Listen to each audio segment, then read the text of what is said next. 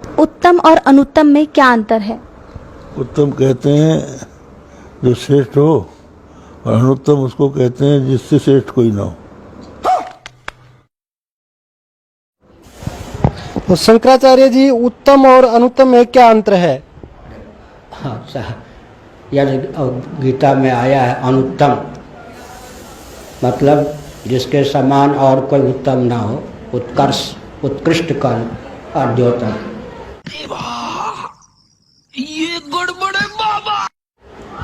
उत्तम और अनुत्तम में क्या अंतर है? जो उत्तम है वो तो हमेशा सच्चे चरित्र वाला होता है, सत चरित्र वाला होता है। अनुत्तम जो है उससे विपरीत होता है अनुत्तम। ये बड़ी अच्छी बात कही आप। जिसका चरित्र सही नहीं वही अनुत्तम है। गीता जी अध्याय 7 श्लोक 18 में गीता बोलने वाला भगवान अपनी साधना को अनुत्तम क्यों कह रहा है? अपनी साधना अनुत्तम शब्द का अर्थ आप समझे नहीं। वहां अनुत्तम शब्द का अर्थ है जिससे उत्तम नहीं हो वो। शब्द का अर्थ है जिससे उत्तम और कोई नहीं हो वो। गीता ज्ञानदाता गीता अध्याय 7 के श्लोक 18 में अपनी गति को अनुत्तम क्यों कह रहा है तथा उत्तम और अनुत्तम का क्या अर्थ? तो यहाँ इन अज्ञानियों से अनाड़ियों से कोई पूछता है कि गीता जी अध्याय नंबर 7 के श्लोक नंबर 18 में गीता ज्ञानदाता अपनी गति को भी अनुत्तम क्यों बताता है? तो कहते हैं उसका अर्थ अनुत्तम नहीं, सर्वश्रेष्ठ मानो, जिससे उत्तम कोई और गति ना हो, जिसको प्राप्त हो जाता है उसके बाद और कुछ जानना शेष रहता, इसलिए इसको अनुत्तम, वो अनुत्तम गति है। मूर्ख बना रहे। चौथी कक्षा के बालक ने पूछ ले, अगर इससे अधिक अच्छी कोई श्रेष्ठ गति नहीं होती, इनकी बात मान ले, तो ये 18वें अध्याय के 62वें श्लोक में कह रहा है कि उसकी शरण मत जा, सर्वभाव से उस परमेश्वर की शरण में जा जिसकी कृपा से तू परम शांति को प्राप्त। श्रीमद् भगवत गीता अध्याय नंबर 7 के श्लोक नंबर 18 में गीता ज्ञानदाता अपनी गति को अनुत्तम क्यों कह रहे हैं? अनुत्तम तो ये क्या कहते हैं कि अनुत्तम नहीं कह रहे हैं, अनुत्तम का उन्होंने अर्थ बदल दिया। कहते जिससे उत्तम कोई और ना हो वह अनुत्तम कहलाता है। रब फुटे भाग हमारे, ऐसे गुरु मिले हमें। अनुत्तम माने बैड अंग्रेजी में, और उत्तम गुड श्रेष्ठ।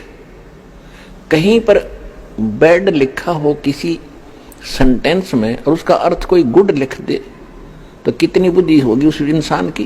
क्योंकि अब गीता अध्याय नंबर 7 के श्लोक नंबर 16 से लेकर 19 तक क्या कहा है? आपने गीता खूब पढ़ रखी है, अब सिर्फ एक श्लोक दिखाऊंगा, 7वें अध्याय का 18वां और 19वां 2। उसमें क्या कहा है कि ये सभी मेरी भक्ति, यो 7वें अध्याय के 14वें श्लोक में कहा ना, ये मेरी भक्ति। 13वें श्लोक में कहा कि ये मेरी भक्ति भी ना करते। तो अब 7वें अध्याय के 16वें श्लोक में कहा कि मेरी भक्ति भी अर्जुन 4 प्रकार के करते हैं। यानी जो ब्रह्म साधना करते हैं, वेदों अनुसार साधना करते हैं, वो 4 प्रकार के हैं। एक अर्थार्थी माने तो धन लाभ प्राप्ति के लिए जंतर मंत्र भी करता है, तो वेदों के मंत्रों से ही अनुष्ठान करता है।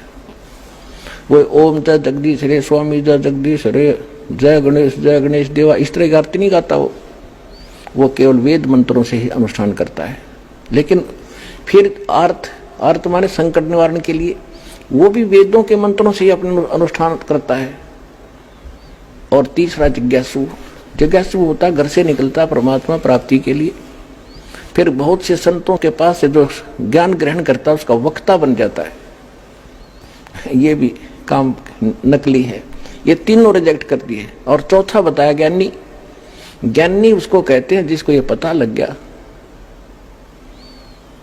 आत्मज्ञान हो गया कि मनुष्य जीवन परमात्मा प्राप्ति के लिए ही प्राप्त होता है। फिर परमात्मा ज्ञान हुआ कि पूर्ण परमात्मा के बिना मोक्ष नहीं हो सकता, न देवताओं की पूजा से, केवल पूर्ण परमात्मा से ही, भक्ति से ही मोक्ष होगा। तो इन संत ऋषियों को, महर्षियों को तत्वदर्शी संत ना मिला, जिस कारण से इन्होंने अपन निष्कर्ष करके ब्रह्मा जी से प्राप्त ज्ञान के आधार से ओम नाम को परम अक्षर ब्रह्म का मान लिया,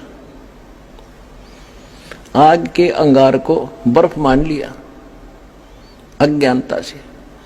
तो इन्होंने, ये तो उनको फाइनल हो गया कि मनुष्य जीवन मिला इसलिए है कि मोक्ष हो, नहीं तो इसका यूज नहीं कति व्यर्थ है ये। और फिर ये भी ज्ञान हो गया कि एक परमात्मा की भक्ति करनी चाहिए, आन उपासना ब्रह्मा विष्णु महेश इन देवताओं की भक्ति से बात नहीं बने, ये फाइनल हो गया। तो उन्होंने केवल ओम नाम का जाप और हठ योग जैसे ब्रह्मा जी से प्राप्त हुआ था वो करने लगे। तो गीता ज्ञानदाता कहता है कि वो ज्ञानी जो है ना वो मुझे पसंद है, क्योंकि उन्होंने ब्रह्मा विष्णु महेश की पूजा छोड़ दी और ब्रह्म साधना करते हैं, उनको मैं अच्छा लगता हूं, उनका समझ में आ गया। तो अब कहता है कि ये उदार आत्मा ज्ञानी आत्मा है तो नेक, लेकिन इनको तत्वदर्शी संत मिला नहीं जो परम अक्षर ब्रह्म का ज्ञान करा दे, जिस कारण से ये सभी मेरे वाली घटिया गति में सतित रहे। इसका अर्थ ये बनता है हरियो को न, वो तो अनुत्तम मान सर्वश्रेष्ठ गति, भगवान अपनी गति को अश्रेष्ठ कैसे कहेगा? हरियो कहने लग रहा। अब दिखाता हूं आप।